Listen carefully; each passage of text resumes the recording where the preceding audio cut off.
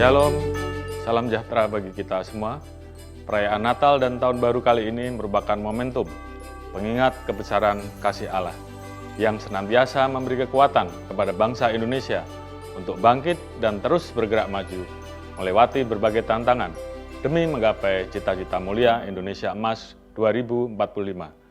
Pada kesempatan yang berbahagia ini, saya, Jenderal Polisi Dr. Andes Listio Sigit Prabowo, MSI, Kepala Kepolisian Negara Republik Indonesia, beserta seluruh keluarga besar Kepolisian Negara Republik Indonesia, mengucapkan Selamat Natal 2023 dan Tahun Baru 2024.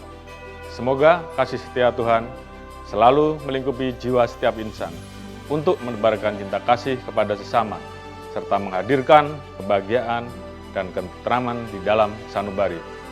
Mari bersukacita merayakan hari suci yang penuh kedamaian dan keberkatan, serta kita sambut tahun 2024 dengan membawa semangat dan harapan baru guna mewujudkan Indonesia berdaulat, adil dan makmur. Sekian dan terima kasih. Semoga Tuhan memberkati kita semuanya. Salam presisi.